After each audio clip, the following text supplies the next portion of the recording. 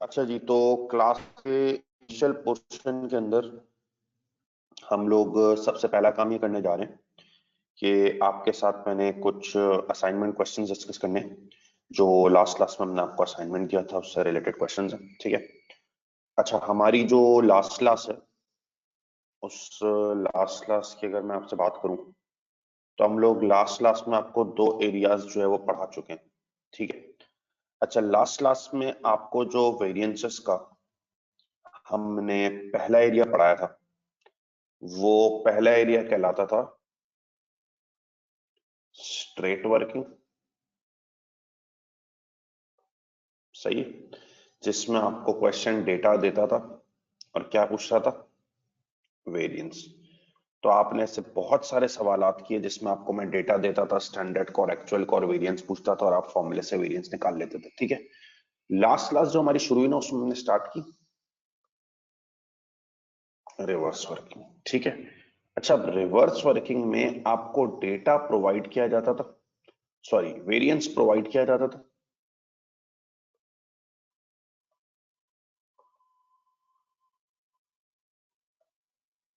Data पूछा जा रहा था, कोई भी मिडल चीज पूछ ली जाती थी, स्टैंडर्ड प्राइस बताओ, एक्चुअल प्राइस बताओ। ठीक है।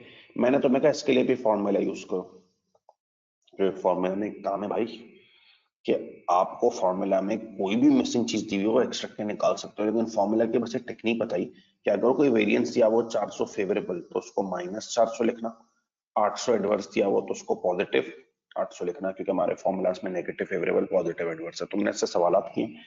अच्छा, कुछ सवालात सर एडवांस थे जिसमें दो वेरिएंसेस दिए जाते थे, तो उसमें पहले सोचना पड़ता था कि हमसे जो रिक्वायरमेंट मांग रहा है वो है कौन से फॉर्मूले में, और हम अकॉर्डिंगली उसको लेके चले। ठीक है। अच्छा, अब हमें जरा इसकी किड बेस्ड क्वेश्चन प्रैक्टिस करनी है, लेकिन पहले मैंने तुम्हें जो अपनी एग्जांपल्स दी थी वो करा लूं, उसके बाद फिर किड बेस्ड क्वेश्चन प्रैक्टिस पे जाऊंगा। अच्छा, मैंने तुम्हें जो हैंडआउट दिया था ना व्हाट्सएप पे, और तुम्हारी जो जाहिर है किताब में भी मौजूद है, मैंने कहा था 1, 10 और 11 छोड़ के बाकी सारे सवाल कर दीजिएगा। ठीक है। तो मैं इसको बारी बारी डिस्कस कर रहा हूँ, स्टार्ट कर रहा हूँ क्वेश्चन नंबर 2 से। मैंने कहा था 1, 10, 11 छोड़ के बाकी सब कर लेना। अच्छा, क्वेश्चन 2 में आप देखो, following information relates two months production. Budget दिया हुआ है, एक्चुअल दिया हुआ है, बजट और एक्चुअल के यूनिट्स प्रोड्यूस्ड है, मटेरियल कितना इनपुट किया वो दिया हुआ है, मटेरियल की कॉस्ट दी हुई। What is the price variance for material? देखो पूछ क्या रहा है, प्राइस वेरिएंस फॉर,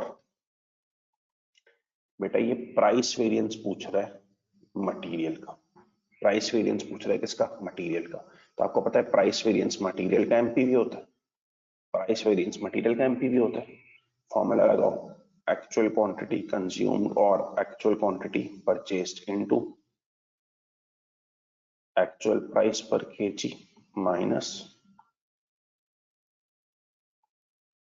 ऐसा ही आपसे वो प्राइस वेरिएंस मटेरियल का एमपीवी पूछ रहा है। एक्चुअल क्वांटिटी कंज्यूम्ड या purchase into actual price per KG minus standard price per KG. बताओ, एक्चुअल क्वांटिटी कंज्यूम्ड या परचेज एक्चुअल में होगी, बजट में एक्चुअल में होगी। कितना माल आपने परचेज या कंज्यूम किया? 1566। एक्चुअल प्राइस पर केजी के लिए एक्चुअल में चले जाओ, 25839 कॉस्ट है, इसको 1566 से डिवाइड करो तो एक्चुअल प्राइस पर केजी 16.5 आएगी।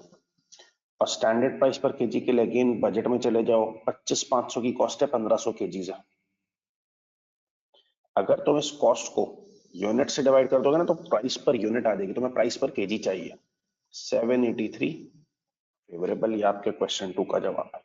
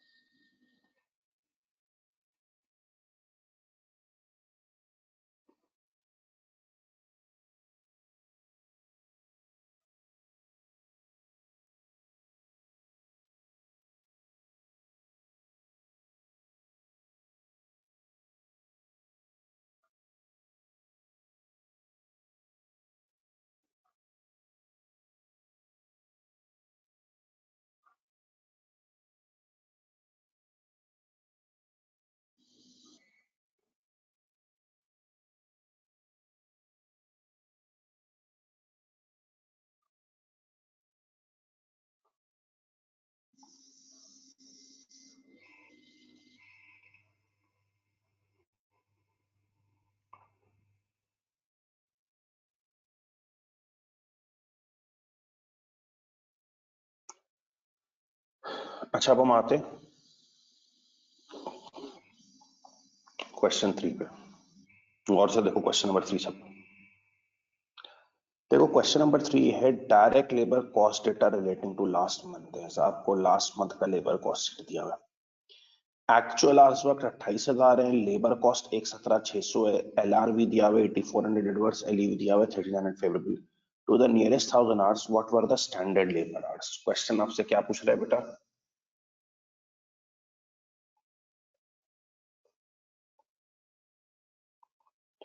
स्टैंडर्ड लेबर आवर्स या स्टैंडर्ड आवर्स पूछ रहा है क्वेश्चन नंबर 3 आपसे। ठीक है, स्टैंडर्ड लेबर आवर्स या स्टैंडर्ड आवर्स एक ही बात है। ठीक, क्वेश्चन नंबर 3 आपसे स्टैंडर्ड आवर्स पूछ रहा है। आप देखो क्वेश्चन नंबर 3 में ना पहली परेशानी, इधर एक वेरिएंस नहीं दिया हुआ, दो दिए हुए। एलआरबी भी दिया हुआ है, एलईवी भी दिया हुआ है। ये परेशानियां, एक दिया हुआ है तो बंदा कहते हैं यार अबे भाई कुछ समझ में आ रहा है नहीं आ रहा है, मैं उसी का फॉर्मूला यूज कर लूं।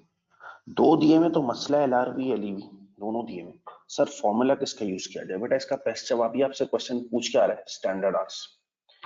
देख लो, स्टैंडर्ड आवर्स एलआरबी में होते हैं, एलईवी में होते हैं, जिसमें है मजबूरन उसी का फॉर्मूला यूज करते हैं। ठीक है, तो दोनों का फॉर्मूला लिखना पड़ेगा। एलआरबी का फॉर्मूला लिखा एक्चुअल आवर्स वर्क और actual hours paid into actual labour rate per our minus standard labour rate per our. ठीक है, और एलईवी पड़ा standard labour rate per our multiplied by actual hours work minus standard hours. अब देख लो, आपको standard hours कहीं भी एलआरबी में नजर नहीं आ रहे, स्टैंडर्ड रेट तो नजर आ रहे, स्टैंडर्ड आवर्स नजर नहीं आ रहे। हाँ, आपको एलईवी में नजर आ रहे हैं स्टैंडर्ड आवर्स। ये देखो आखिर में स्टैंडर्ड आवर्स एलईवी में, तो हमने काम फॉर्मूला यूज करेंगे एलईवी का। यानी कि जब भी दो वेरिएंसेस दिए हुए हो ना, तब कौन सा फॉर्मूला यूज करते हैं डिपेंड करता है कि यार वो है किस फॉर्मूला में। अब अगर आपके पास वो स्टैंडर्ड आवर्स एलईवी के फॉर्मूले में, तो मजबूरन वो यूज होगा। चले भाई हम एलईवी का फॉर्मूला यूज करते हैं। एलईवी है 3900 favourable minus 3900। Standard labour rate पर नजर नहीं आ रहा, छोड़ दो। एक्चुअल आवर्स वर्क कितने बेटा? 28,000। स्टैंडर्ड आवर्स पूछ रहा है एक्स।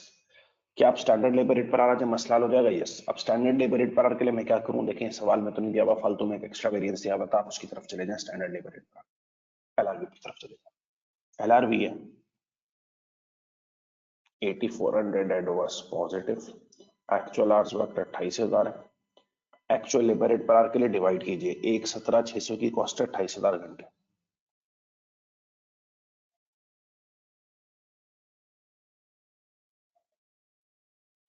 4.2। और क्या हम standard labour rate per are की तलाश में? यस। अब हमने कहा इसको ले जाके डिवाइड करते हैं, 8400 divided by 28,000 equals to 4.2 minus. ठीक है बेटा, इससे आप standard labour rate per hour को इधर ले जाओ, उसको इधर आके माइनस करो, ये बनेगा 3.9। जैसे standard labour rate per are 3.9 आ गया ना, इसी की तो तलाश थी हमें, इसको हमने यहाँ पे रखा। अब मेरे लिए कोई मसला नहीं है।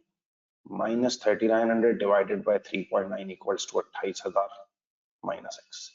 -1000 equals to 28,000 minus X. X को उधर ले जाओ और इसको इधर लाके पॉजिटिव कर दो। ये आपके क्वेश्चन नंबर 3 का जवाब है, स्टैंडर्ड आवर्स 29,000। ठीक है, इसको भी नोट कर लें, कोई सवाल है तो इसमें पूछ लें प्लीज।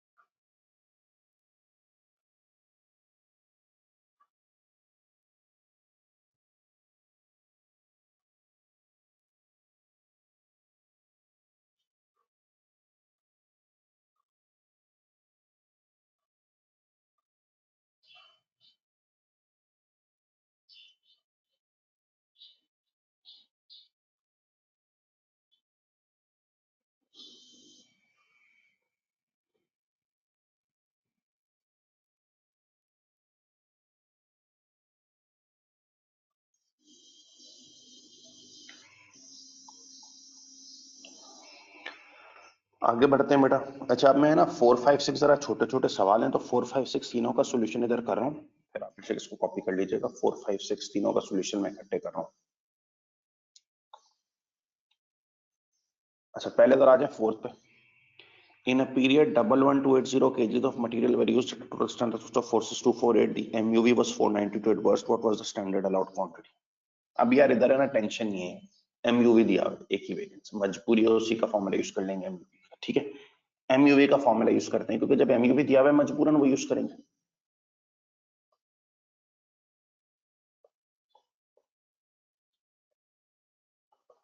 ठीक है ना। अब देखो एमयूवी दिया हुआ कितना है, 492 एडवर्स, पॉजिटिव 492 लिख दिया। स्टैंडर्ड प्राइस पर केजी, बेटा स्टैंडर्ड कॉस्ट 46248 है, इसको केजी से डिवाइड कर दूं। स्टैंडर्ड प्राइस पर केजी के लिए इसको केजी से डिवाइड करना है ना, 11280 से। 4.1। एक्चुअल क्वांटिटी कंज्यूम दी हुई है 11280। स्टैंडर्ड अलाउड क्वांटिटी या स्टैंडर्ड क्वांटिटी अलाउड एक ही बात है, standard allowed quantity standard quantity allowed एक ही बात है। 492 डिवाइडेड बाय 4.1 हो गया, 11280 माइनस एक्स। एक्स उधर ले जाओ, ये बन जाएगा 11160, ठीक है ना। क्योंकि ये इस तरह बनेगा 120 इक्वल्स टू 11280 माइनस एक्स, और एक्स उधर चला गया तो 11280 माइनस। सही जी। 5 देख लें जरा। During the period 17,500 labour hours और work at a standard cost of 6.5 per hour, LEV was 7800 favourable standard hours पूछ रहा है। ये भी आसान सवाल है। अभी आपको पता है क्वेश्चन में दिया भाई एलईवी है, मजबूरी है भी उसी का फॉर्मूला यूज करना है। जब एलईवी दिया हुआ है मजबूरी उसी का फॉर्मूला यूज करना है। Standard labour rate per our multiplied by actual hours worked minus standard hours allowed. अब बताओ एलईवी 7800 फेवरेबल है, माइनस 7800 लिख दो, ठीक है। Standard labour rate per our 6.5 दिया हुआ है, एक्चुअल आवर्स वर्क कितने हैं भाई, 17,500। स्टैंडर्ड आवर्स एक्स, ठीक है, minus 7800 over 6.5, 17,500 minus X, minus 1200 equals to 17,500 minus X. X उधर ले जाओ, ये पॉजिटिव हो जाएगा 18,700। ये भाई 4 5 आप कॉपी कर लें, इसमें कोई सवाल है तो पूछ लें please.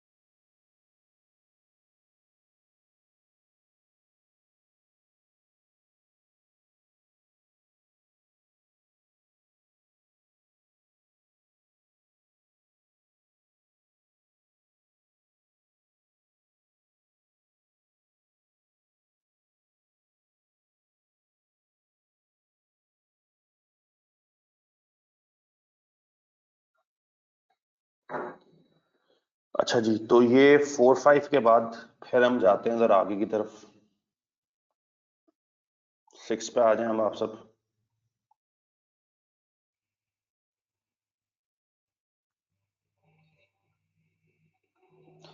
ABC Limited uses standard costing and purchases a small component for which following data is available. बेटा actual purchase quantity 6800 है, standard allowance for actual production 5440 है, standard price 85 pence per unit है, 85 pence 85 पैसा को कहते हैं, अब ये 0.85 पाउंड होते हैं, ठीक है। 85 पेंस जो है ना वो 0.85 पाउंड या डॉलर होता है 85 पैसा से।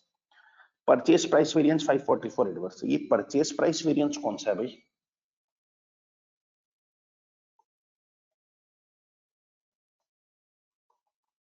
यार तुम परचेस क्या करते हो? मटेरियल। तो ये परचेस प्राइस वेरिएंस दरअसल material price variance MP. Purchase material करते हो ना, खरीदते मटेरियल ना, तो purchase price variance material price variance, आपको दो ही प्राइस वेरिएंस पढ़ा है, एक सेल प्राइस वेरिएंस एक मटेरियल प्राइस वेरिएंस। अब ये परचेस प्राइस वेरिएंस दिया हुआ है तो परचेस सेल्स को थोड़ी करते हैं, परचेस तो मटेरियल को करते हैं, तो ये एमपीवी। फिर मैं कह रहा हूँ क्वेश्चन नंबर 6 में टेंशन नहीं, क्वेश्चन 6 में आपको कोई टेंशन नहीं, जो क्वेश्चन 6 में दिया हुआ एक वेरिएंस है एमपीवी। अब आपको कुछ आता है नहीं आता है, आपको एमपीवी का फॉर्मूला यूज करना पड़ेगा, एक्चुअल क्वांटिटी कंज्यूम्ड और एक्चुअल क्वांटिटी परचेज इनटू,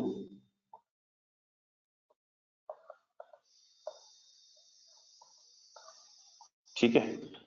बताइए एमपीवी कितना है भाई? 544 Edward, positive 544। Actual quantity consume या परचेज दी हुई है 6800। एक्चुअल प्राइस पर केजी आपको चाहिए, पर यूनिट पूछ रहा है, केजी भी यूनिट ही होता है, ठीक है।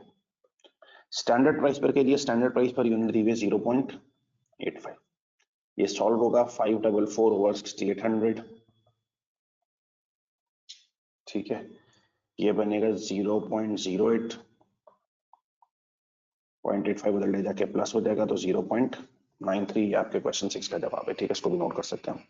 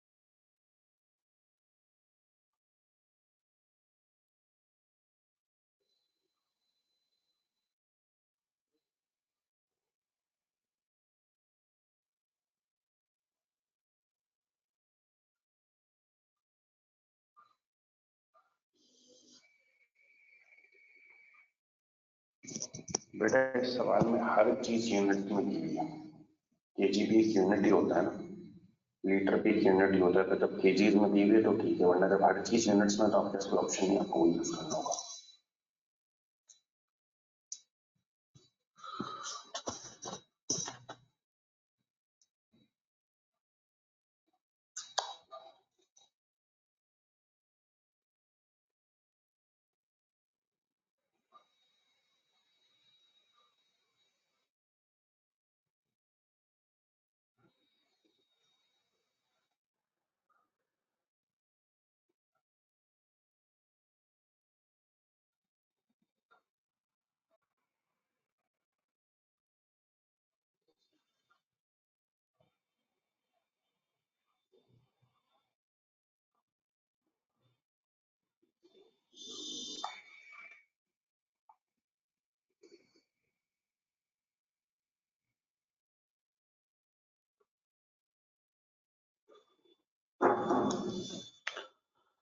अच्छा जी, अब उसके बाद हम आते हैं नेक्स्ट क्वेश्चंस जो हमने करने। अच्छा, जो अगला पेज है ना, इस पे अभी जरा 7 आप छोड़ दें, 7 में आपको सबसे आखिर में कराऊंगा, ठीक है। 8 9 देख लें जरा पहले। 8 और 9 दोनों का सोल्यूशन कर रहा हूं, फिर आप कॉपी कीजिएगा 8th और 9th। 8th कह रहा है the company has the following budget and actual data, budgeted fixed overheads, budgeted production, actual fixed overhead, actual production, FOH volume variance पूछ रहा है। बहुत ही आसान बात है, एफओएच वॉल्यूम वेरिएंस पूछ रहा है। फॉर्मूला है फिक्स्ड ओवरहेड्स बजटेड रेट पर unit into budgeted production minus actual production. Fixed overheads volume variance का फॉर्मूला है फिक्स्ड ओवरहेड्स बजटेड रेट पर unit into budgeted production minus actual production. बताओ fixed overheads का budgeted rate per unit, budget में 1 लाख के fixed overheads 20,000 units, budgeted rate per unit कितना हो गया 5 इंटू बजटेड प्रोडक्शन कितनी है 20,000, और एक्चुअल प्रोडक्शन कितनी है बेटा 19,500। बहुत ही आसान आ गया, 2500 पॉजिटिव 2500 एडवर्स। ठीक है, 9 भी देख लो फिर कॉपी कर लेना। JDC operates a standard cost accounting system. Following information has been extracted from its standard cost card. Budgeted sales volume 5,000 है, budgeted selling price 10 है, standard variable cost 5.6 है, standard total cost 7.5. If it used the standard marginal costing system and its actual sales were 4,500 units at a price of 12, its sales volume variance would be। अच्छा देखो, question आपसे पूछा है sales volume variance बताओ। जब बच्चा है ना, ये सवाल देख के इनिशियली परेशान होता है कि क्वेश्चन हमसे पूछ क्या रहा है, सेल्स वॉल्यूम वेरिएंस। आप अगर डेटा फिर से पढ़ें, JDC operates a standard cost accounting system, following information has been extracted from its standard cost card. Budgeted sales volume है, बजटेड सेल प्राइस है, स्टैंडर्ड वेरिएबल कॉस्ट है, टोटल कॉस्ट है। If it used a standard marginal cost accounting system and its actual sales were 4,500 units at a price of 12, sales volume variance। Question आपसे पूछ क्या रहा है बेटा, sales volume variance. अब सुनो,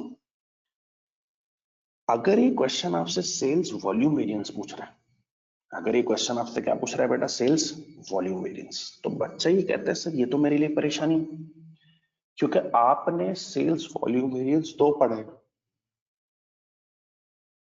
एक का नाम है सेल्स वॉल्यूम प्रॉफिट वेरिएंस और एक का नाम है सेल्स वॉल्यूम कंट्रीब्यूशन वेरिएंस, और हमें उन दोनों के फॉर्मूलास पता है। क्वेश्चन अभी बोल दिया हमें openly sales volume profit variance निकाले, कोई टेंशन नहीं है, सेल्स वॉल्यूम कंट्रीब्यूशन वेरिएंस निकाले, कोई टेंशन नहीं। क्वेश्चन आपसे बोल रहा है सिर्फ सेल्स वॉल्यूम वेरिएंस निकाली, तो सर मुझे तो समझ ही नहीं आ रहा सेल्स वॉल्यूम वेरिएंस कौन सा निकालूं, मुझे तो सेल्स वॉल्यूम प्रॉफिट भी आता है, सेल्स वॉल्यूम कंट्रीब्यूशन भी आता है।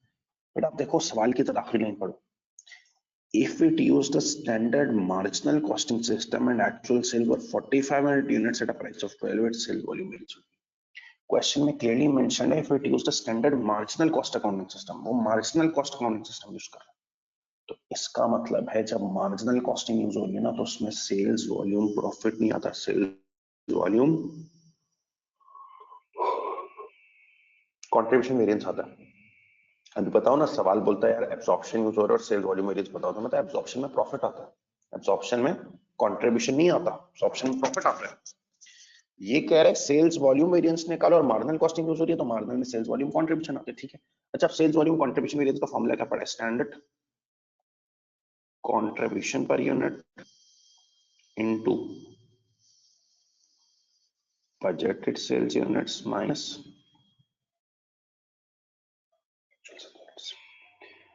आप सेल्स वॉल्यूम कंट्रीब्यूशन वेरिएंस निकालते हैं, standard contribution per unit into budgeted sales units minus actual sales units. अब ये बताओ जरा, ब्रैकेट आसान है, बजटेड सेल्स यूनिट्स ऊपर दिए हुए 5,000, एक्चुअल सेल्स यूनिट्स भी दिए हुए कितने 4,500, स्टैंडर्ड कंट्रीब्यूशन पर यूनिट चाहिए, इसके लिए बजट देखो एक्चुअल देखोगे, बजट बेटा बजट में जाके देखो सेलिंग प्राइस 10 है, और बजट में स्टैंडर्ड में जाके देखो वेरिएबल कॉस्ट 5.6 है, और बजट में स्टैंडर्ड में जाके देखो टोटल कॉस्ट 7.5 है। आप सेलिंग प्राइस में से टोटल कॉस्ट माइनस करोगे ना तो प्रॉफिट आ जाएगा। आपको स्टैंडर्ड कंट्रीब्यूशन या बजटेड कंट्रीब्यूशन चाहिए, तो बजट की सेलिंग प्राइस में से सिर्फ बजट की वेरिएबल कॉस्ट माइनस होगी, 10 में से 5.6 क्या बना 4.4।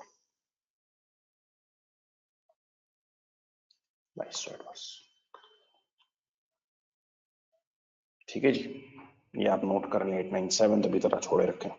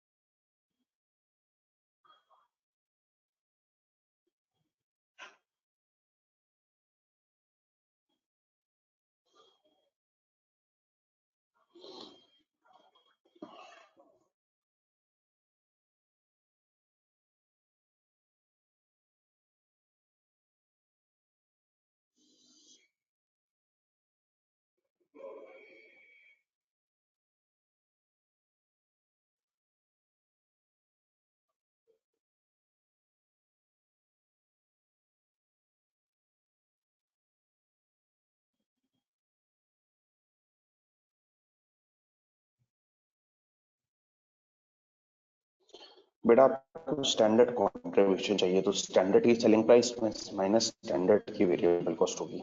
12 तो एक्चुअल प्राइस है।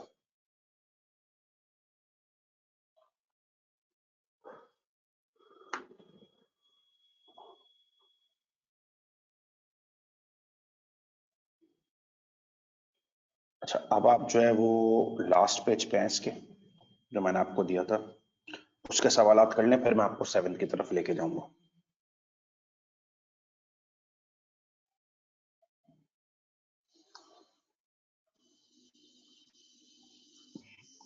अच्छा, इस पर सवाल है 10, 11, 12, 13, लेकिन मैंने आपसे कहा था आप इसमें 10 और 11 नहीं कीजिएगा, ठीक है ना। अभी हमने पढ़ा नहीं है वो, थोड़ी देर बाद पढ़ेंगे।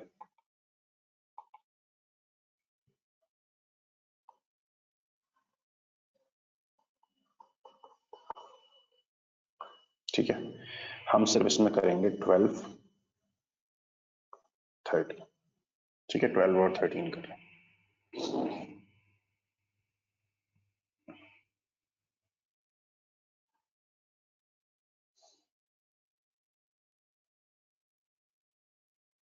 12 देखो भाई जरा।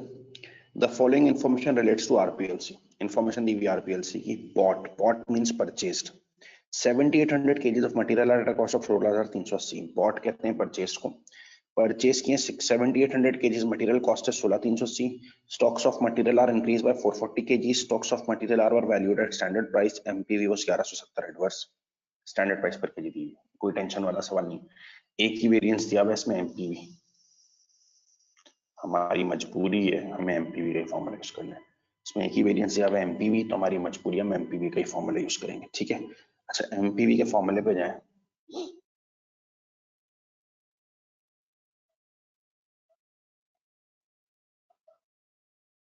एक्चुअल क्वांटिटी कंज्यूम्ड और एक्चुअल क्वांटिटी परचेस्ड इनटू,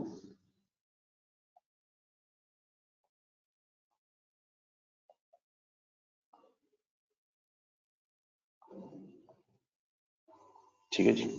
आपको एमपीवी दिया हुआ है, तो हम एमपीवी का ही फॉर्मूला यूज करेंगे, और तो कोई चॉइस नहीं है। एक्चुअल क्वांटिटी कंज्यूम या purchase into actual price per KG minus standard price per KG. अब बताओ एमपीवी दिया हुआ कितना है, 1170 adverse, positive 1170।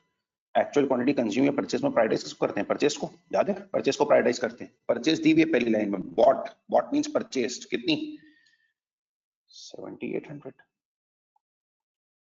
Actual price per KG के लिए 16380 की कॉस्ट आई है, और कितने केजीज खरीदे, 1700, 2.1, standard price per KG X, ठीक है। 1170 divided by 7800 equals to 2.1 minus X, 0.15 equals to 2.1 minus X, X उधर ले जाओ, 2.1 माइनस 0.15, एक्स का आंसर आ जाएगा 1.95।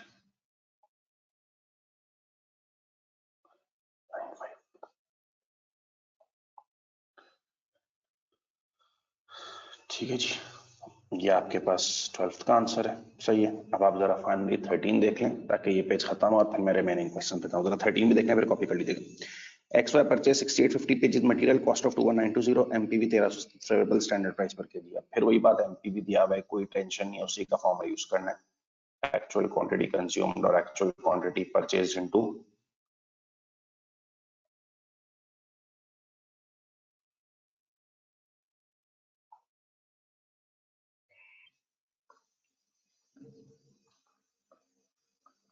अब ये देखो एमपीवी दिया हुआ है 1370 favourable minus 1370, actual quantity consume में परचेज में परचेज कर लो 6850, एक्चुअल प्राइस पर केजी के लिए डिवाइड कर लो 21920, 3.2 standard price per KG x,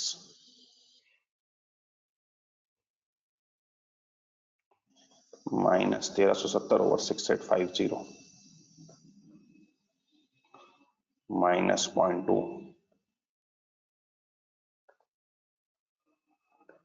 X उधर ले जाओ 3.4, ठीक है जी। ये आप जरा कॉपी कर लीजिए प्लीज, कोई सवाल है इन तमाम क्वेश्चन में तो पूछ लें। ठीक है, अब हमारे 4 सवाल बाकी हैं। 1, 10, 11 छोड़ने को कहा था और 7 मैंने छुड़वा दिया, अब उनकी तरफ जरा मूव करेंगे। ठीक है, 1, 10, 11 आप छोड़ के हैं और 7 मैंने छुड़वा दिया और उनकी तरफ मूव करेंगे। आप इनको कॉपी कर लीजिए पहले।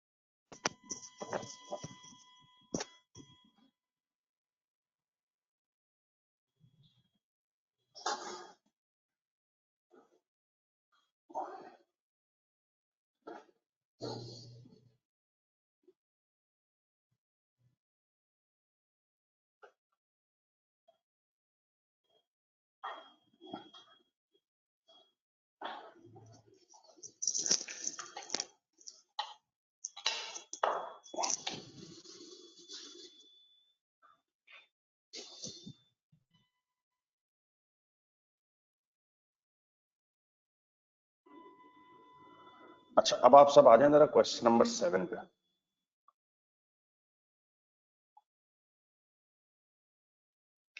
क्वेश्चन 7 पे आ जाए सब जरा प्लीज।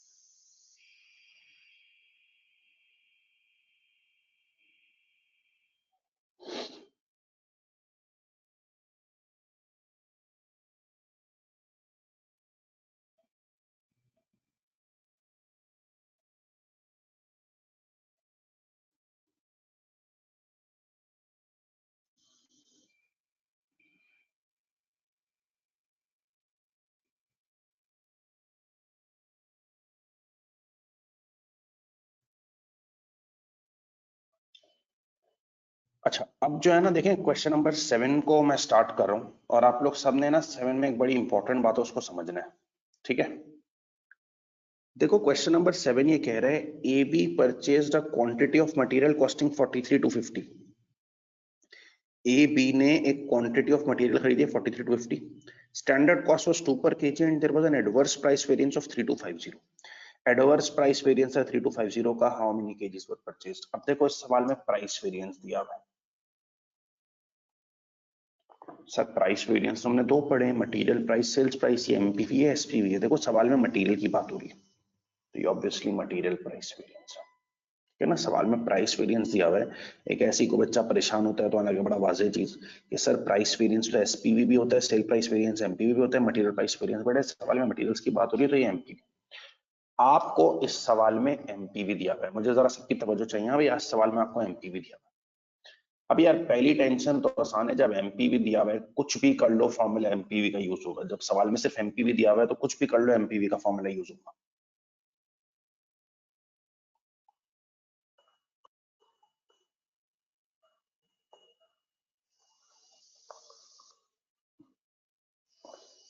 ऐसे ही एमपीवी का formula actual quantity consume purchase into actual price per KG minus standard price. ठीक है।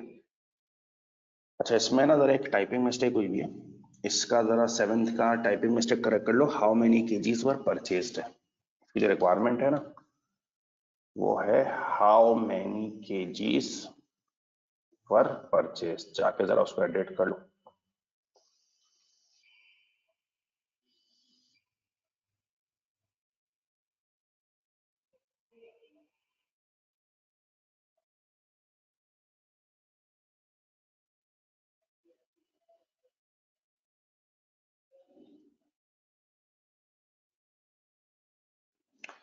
चलो तुमने एडिटिंग कर ली होगी, मैं सवाल वापस पढ़ो।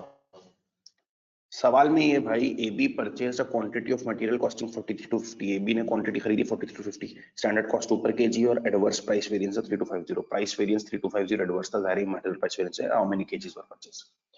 अब देखो पहली तो अच्छी बात है सवाल में एक ही वेरिएंस दिया हुआ है एमपीवी। अब आप कुछ भी कर लो एमपीवी का फॉर्मूला यूज करो, actual quantity consume purchase into actual price per KG minus standard price per KG, right. अब बताओ एमपीवी दिया कितने हैं 3,250, एडवर्स तो क्या लिखूंगा पॉजिटिव 3,250, 3,250 एडवर्स है तो पॉजिटिव 3,250 लिखूंगा। How many KGs were purchase, यहां तो मैं पता है कंज्यूम परचेज में प्रायोरिटाइज किसको किया जाता है, परचेज को, राइट। कंज्यूम्ड और परचेज में प्रायोरिटाइज किसको किया जाता है, परचेज को। ठीक है ना, इधर कंज्यूम परचेज में प्रायोरिटाइज परचेज को किया जाता है। क्या ये how many KGs were purchase पूछ रहा है, कितने परचेज की क्वांटिटी परचेज पूछ रहा है, एक्स।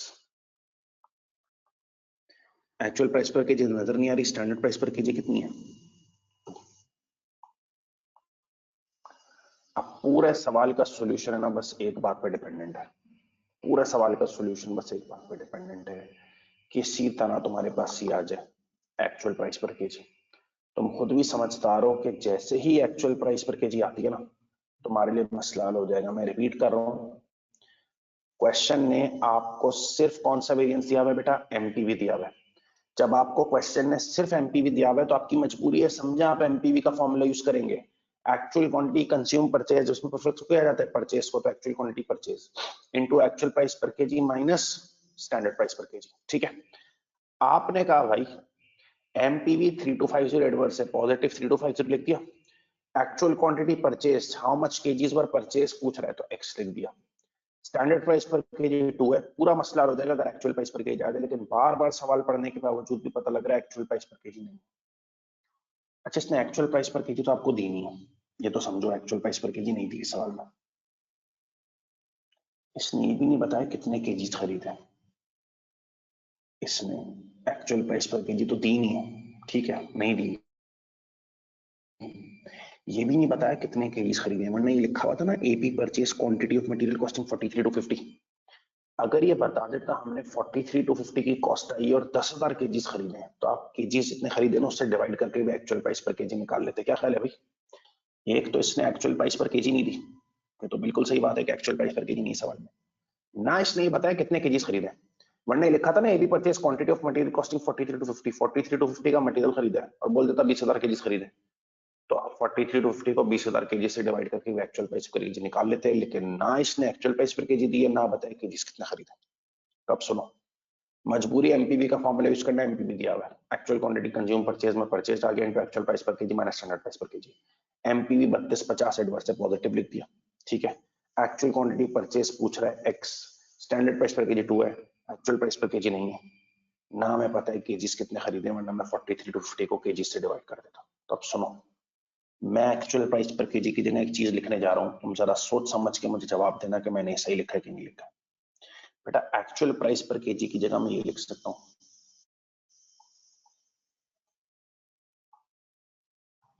क्या कहते हो, 43 टू 50 ओवर एक्स।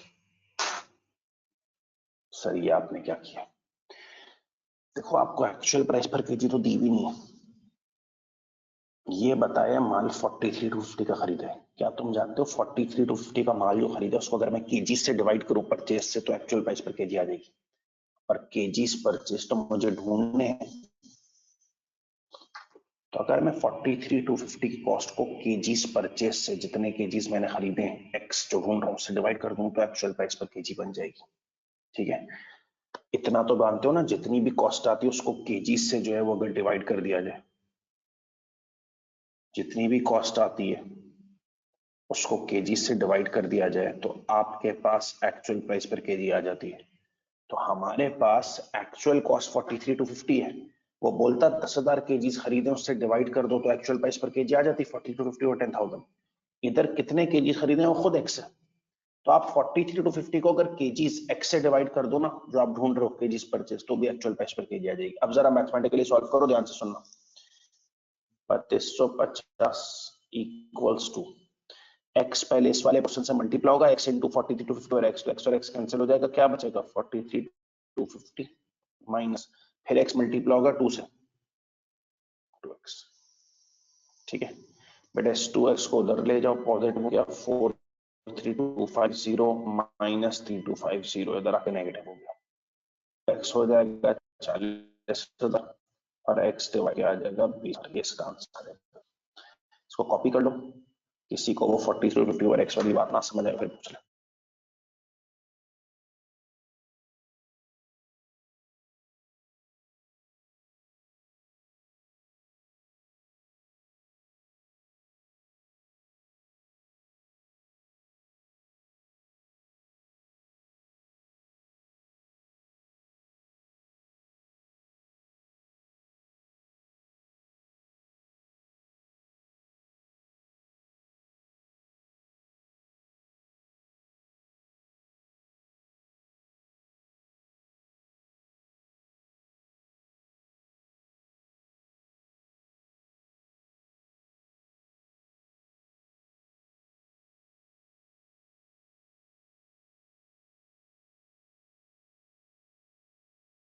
आप लोग कॉपी कर लें इसको, मैं रिपीट कर दूंगा, इसको परेशानी हुई है, ठीक है।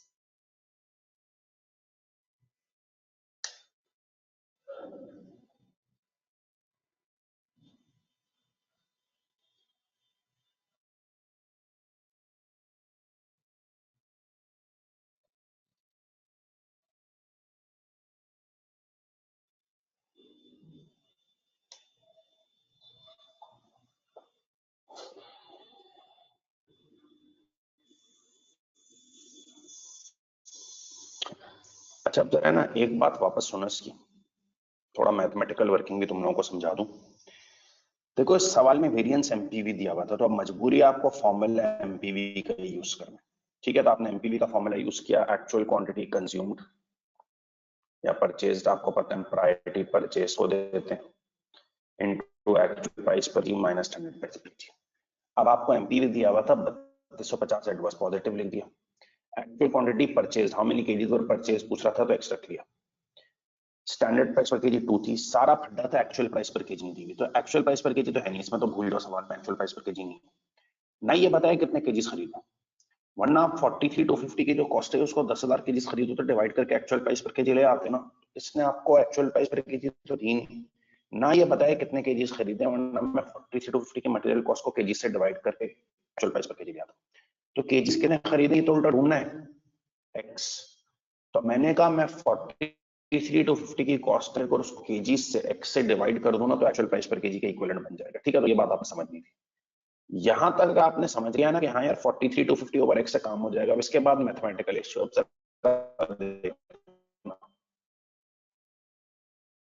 3250 लिखा,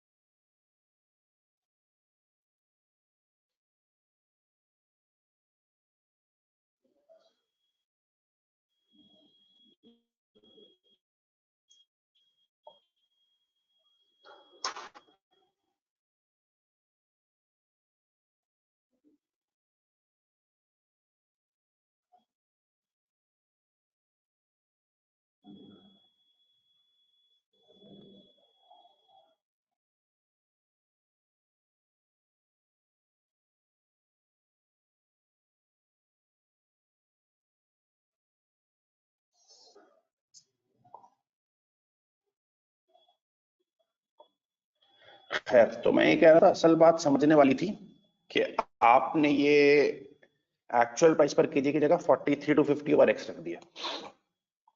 यहां तक अगर आपको बात क्लियर है ना, आगे सिर्फ मैथ्स है। देखो अब इधर 3250 लिखा, बेटा ये x पहले मल्टीप्लाई होगा, इधर देखना बिन कोई साथ नहीं आती बात। x मल्टीप्लाई होगा पहले पोर्शन से, ब्रैकेट से, x पूरे ब्रैकेट से मल्टीप्लाई होना है, तो x पहले मल्टीप्लाई होगा 43,250 ओवर x से, तो ये कैंसिल हो जाएगा, तो क्या बचेगा, फिर x मल्टीप्लाई होगा ब्रैकेट के दूसरे से 2 से 2x।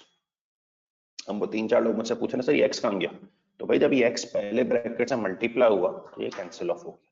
ठीक है, अब आप 2x उस तरफ ले जाओ, 40,000 हो गया, और x 20,000। ठीक है, अच्छा ये आप कॉपी कर लो। 1 10 11 अभी भी बाकी है इसमें, आते हैं उनकी तरफ। पहले एक काम करो, मैं आपको एक ग्रुप पे सवाल भेज रहा हूँ, जरा वो सवाल आप लोग खुद करो।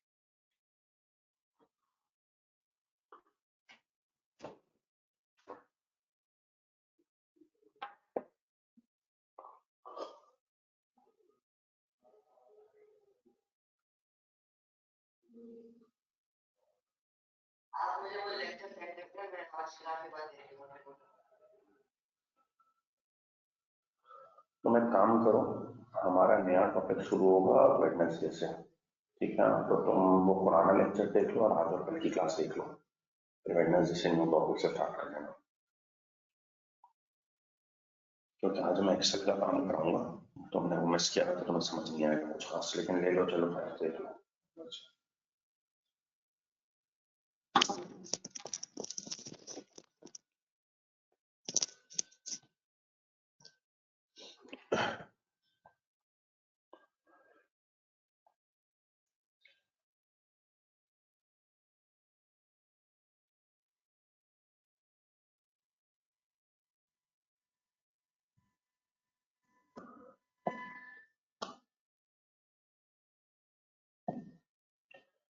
अच्छा जी, मैंने आपसे कहा अब आप जरा ये बन दिया था 13 व्हाट्सएप किया था, ये अटेंड कर लें, ठीक है? बड़ा अच्छा सवाल है, ये भी जरा देखें।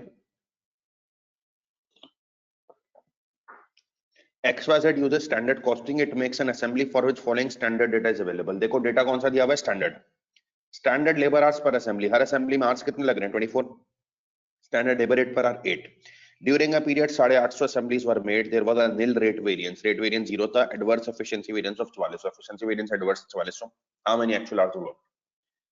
देखो अब इसमें फंसने वाला मसला है, दो वेरिएंसेस दिए हुए, रेट वेरिएंस भी दिया हुआ है और एफिशिएंसी वेरिएंस दिया हुआ है। एक वेरिएंस दिया हुआ होता है ना, टेंशन नहीं होती है, मजबूरी है, कुछ आता ही नहीं आता, उसी का फॉर्मूला यूज कर लिया। दोनों वेरिएंसेस दिए हुए, निल रेट वेरिएंस एलआरबी और एडवर्स एफिशिएंसी वेरिएंस, ठीक है? एलआरबी एलईबी दोनों दिए हुए, किसका फॉर्मूला यूज करें बेटा? इसका बेस्ट हल ये पूछ क्या रहा है, एक्चुअल आवर्स वर्क। तो आप जरा देखें एक्चुअल आवर्स वर्क एलआरबी में होते हैं या एलईबी में होते हैं, ठीक है? अब मुझे जरा आप सोच के बताएं, एक्चुअल आवर्स वर्क जो ये पूछ रहा है, एलआरबी में होते हैं, एलईबी में होते हैं या दोनों में होते हैं? तो बच्चे मुझे क्लास में जवाब देते हैं sir actual hours work एलआरबी LEB दोनों में होते हैं।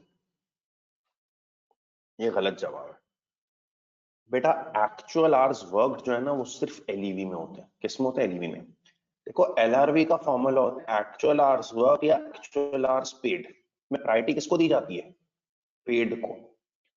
इत्तेफाक है कि वर्क पेड सेम है तो आपने कुछ भी लिख लिया, वरना इसमें वर्क नहीं आते, इसमें क्या होते हैं? पेड, ठीक है?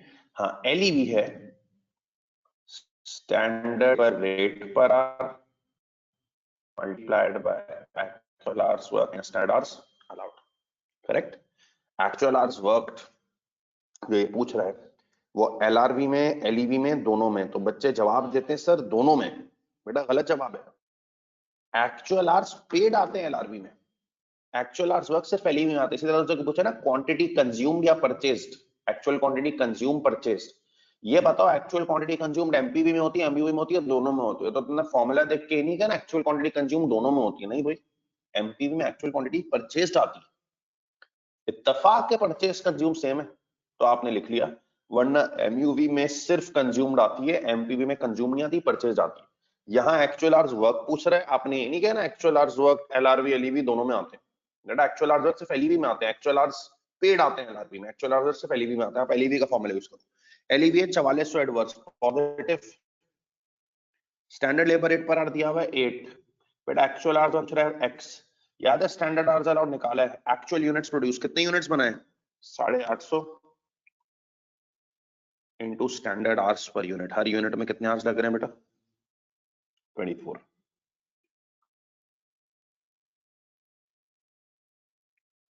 20,400, ठीक है। 4400 over 8 equals to x minus 20,400, 550 equals to x minus 20,400, उधर जाके ऐड अप कर दो 20950 इसका आंसर। कोई परेशानी है पूछ लो बेटा प्लीज।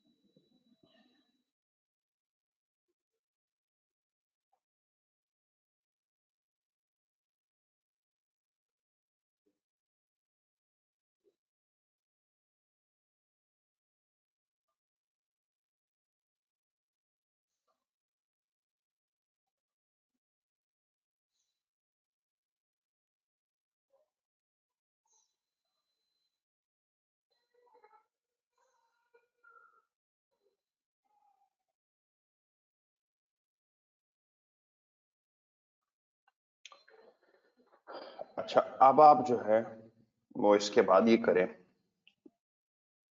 और सिर्फ क्वेश्चन नंबर 1 पे जाए, ठीक है। अब आप जाएं क्वेश्चन नंबर 1 पे।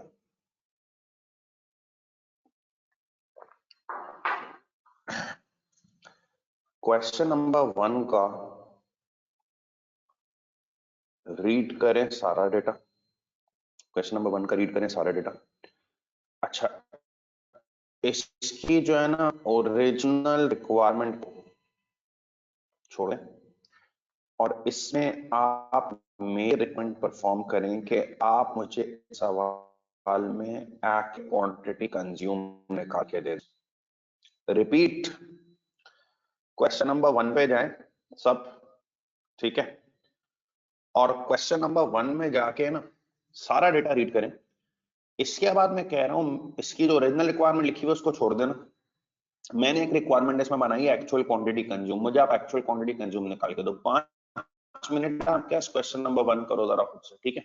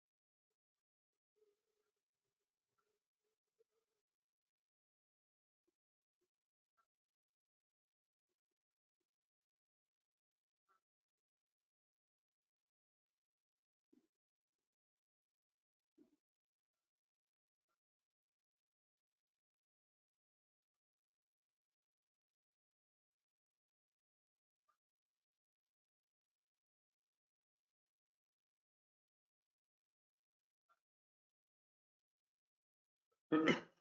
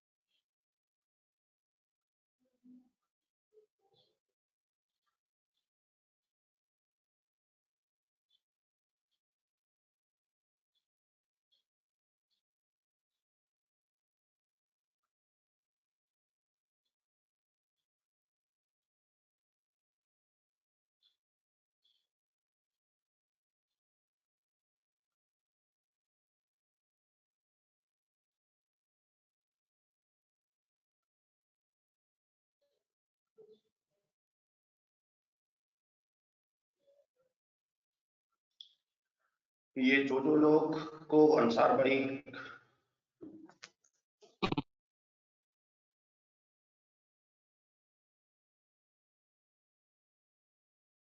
वगैरह के सिलसिले में और उसके ज्वाइन करते रहेंगे तो फिर बार बार जो है वो सिलसिला ये करते रहेंगे।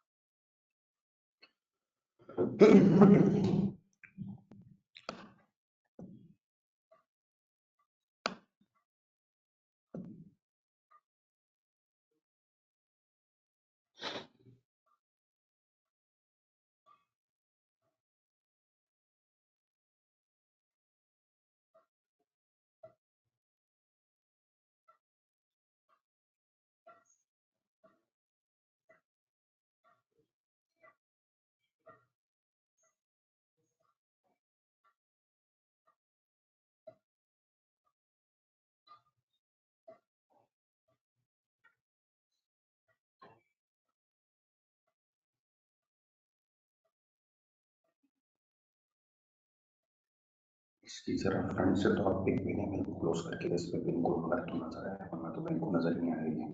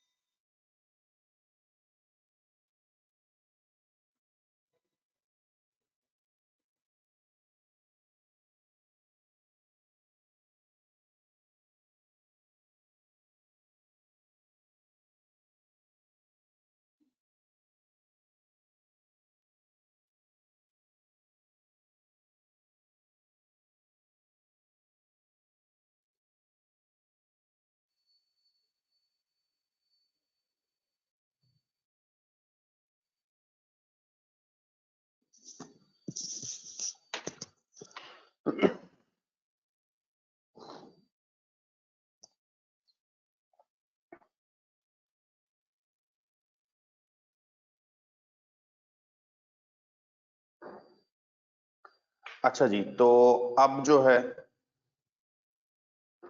यार, मुझे ना असल में बड़ी हैरानगी होती है आपकी क्लास से कि हो सर ये चैप्टर कंप्लीट हो गया है। बेटा आपका इससे क्या ताल्लुक है, मुझे बताएं चैप्टर कंप्लीट हुआ है कि नहीं हुआ है। अगर होगा तो मैं आपको बोल दूंगा हो गया, नहीं होगा तो भी मैं आपको बता दूंगा। मतलब मुझे नहीं समझ में आता इससे आपका क्या कंसर्न है। आप ये इमेजिन करें कि क्लास में 90 बच्चे हैं।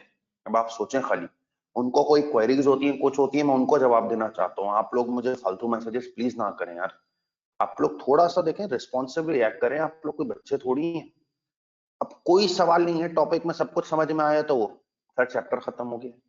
यार क्या ताल्लुक है इससे आपका, मेरी एक बात बताए ना। जितना आपको समझाएं कि आप रिस्पॉन्सिव रिएक्ट करें, आप करते ही नहीं। अब आपको पता है, कल जब मैंने आपको क्लास का लिंक भेजा ना, उसके नीचे मैंने लिखा हुआ था टाइम क्या क्लास का। उसके बाद मुझे 5 बजे सर के कितने बजे क्लास, कितने बजे, कितने बजे। अरे भाई तुम लोग यार देखते नहीं हो कोई भी चीज। अच्छा, नॉर्मल सर्कमस्टेंसेज में ना मैसेज का जवाब देने में कोई प्रॉब्लम भी नहीं है, आपकी फालतू बातों का भी जवाब दे दें, ठीक है। लेकिन अभी आप समझे पूरा सिस्टम ही ऑनलाइन पे हुआ हुआ है, कितने लोग काम के सवाल भेजे जा रहे हैं। अब ऑलरेडी वॉल्यूम ज्यादा हो, उसमें आपके ये अजीब फालतू किस्म के सवाल होते हैं।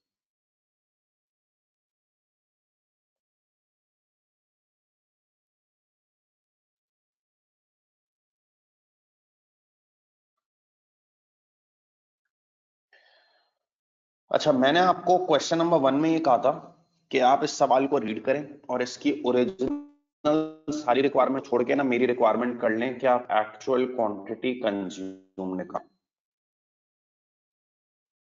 ठीक है।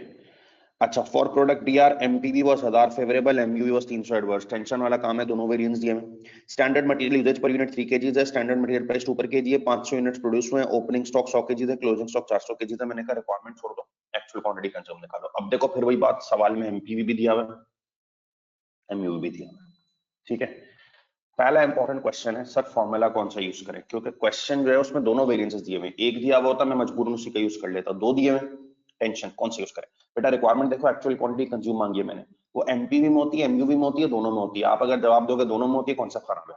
बेटा एक्चुअल क्वांटिटी कंज्यूम सिर्फ एमयूवी में होती है, एमपीवी में एक्चुअल क्वांटिटी परचेज जाती है। तफाक है दोनों सेम है तो सेम हो जाती है, वरना ये एक्चुअल क्वांटिटी कंज्यूम्ड एमयूवी में आती है, एमपीवी में परचेज जाती है। आप एमयूवी का फॉर्मूला यूज करोगे which is standard price per KG into actual quantity consume standard quantity allowed, ठीक है। अब बताओ एमयूवी दिया हुआ कितना आपको, 300 adverse, positive 300, standard price per KG क्या है भाई 2। एक्चुअल क्वांटिटी कंज्यूम मैंने कहा निकाल लो, और तुम्हें स्टैंडर्ड क्वांटिटी का सब फॉर्मूला पता है। एक्चुअल यूनिट कितने 500 इनटू स्टैंडर्ड केजीस पर यूनिट 3 1500, 300 डिवाइड बाई 2 हुआ, x 1500, 150 हुआ, x माइनस 1500, 15 पर जाके ऐड हो गया तो x 1650। ये मेरी रिक्वायरमेंट थी एक्चुअल क्वांटिटी कंज्यूम निकालने की। तो आपने इस सवाल में मुझे एक्चुअल क्वांटिटी कंज्यूम निकाल के दी 1650। अब सुनो, बात खत्म नहीं हुई। आपने मुझे एक्चुअल क्वांटिटी कंज्यूम निकाल के दे दी, कितनी निकाल के दे दी बेटा? 1650। ठीक है, अच्छा अब सुनो, ये तो बड़ी आसान बात थी कि एक्चुअल क्वांटिटी कंज्यूम एमयूवी में होती है। तो आपने एमयूवी का फॉर्मूला इस्तेमाल किया और आपने एक्चुअल क्वांटिटी कंज्यूम ले ली। ठीक है, वो एक्चुअल क्वांटिटी कंज्यूम आ गई 1650, क्योंकि आपको पढ़ाया गया actual quantity consume MPV MUV में से प्रायोरिटाइज किसको करते हैं? एमयूवी को। ठीक है, अच्छा अब मुझे बताओ, ये तो एक्चुअल क्वांटिटी कंज्यूम आ गई। अब जरा सवाल की ओरिजिनल रिक्वायरमेंट पे जाओ। अब जरा सवाल की ओरिजिनल रिक्वायरमेंट पे जाओ। बेटा सवाल की जब आप ओरिजिनल रिक्वायरमेंट पे जा रहे हो ना, तो वो पूछ रहा है सर मटेरियल परचेजेस बताओ। क्या बताओ? Material purchases. अब सुनो, ये बताओ,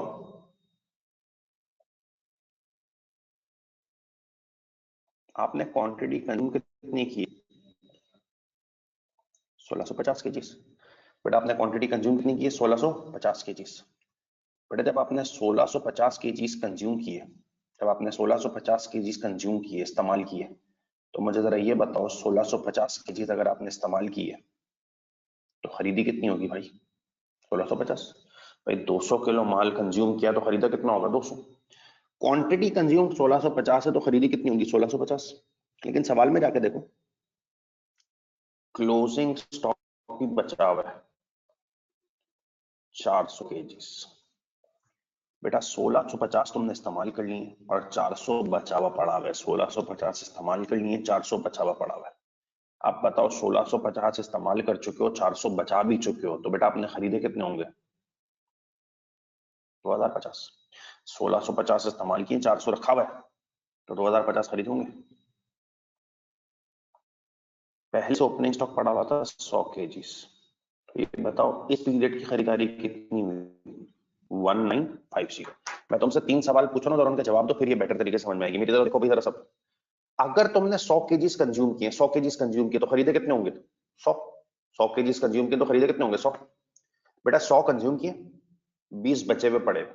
100 कंज्यूम किए, 20 बचे हुए पड़े हुए, आप कितने खरीदोगे? 120। 100 कंज्यूम किए, 20 बचे हुए पड़े हुए, तो 120 खरीदोगे। बेटा 100 कंज्यूम किए, 20 बचे हुए, 120 खरीदोगे। अगर 10 पहले से पड़े हुए तो 110 खरीदे होंगे। तो यहां भी ऐसे ही है, 1650 कंज्यूम ने तो आपने 1650 खरीदे होंगे। 400 सर बचे हुए पड़े हुए क्लोजिंग स्टॉक में, तो भाई 20-50 खरीदे होंगे। लेकिन सर 100 तो पहले से पड़े हुए थे, तो 1950। ये आपकी परचेज है। ठीक है, इनमें कोई क्वेरी आप पूछ लें, क्योंकि 100 कंज्यूम करेंगे तो 100 खरीदेंगे, 20 बचे हुए पड़े हुए और 100 कंज्यूम किए तो 120 खरीदे होंगे, और 10 पहले से पड़े हुए तो 110। उसी ट्रेंड पे चला है। इसको कॉपी कर लें, कोई सवाल है पूछ लें, इसको कॉपी करके आखिरी सवाल खुद से कर लें, क्वेश्चन 11, फिर मैं क्लास खत्म करूंगा।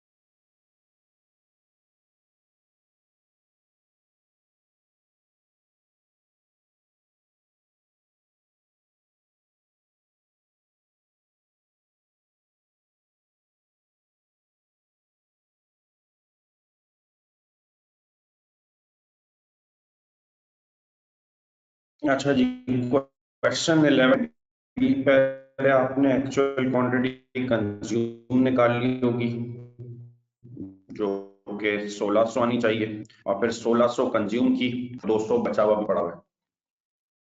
सॉरी, एक्चुअल क्वांटिटी कंज्यूम आई होगी आपके पास 1400।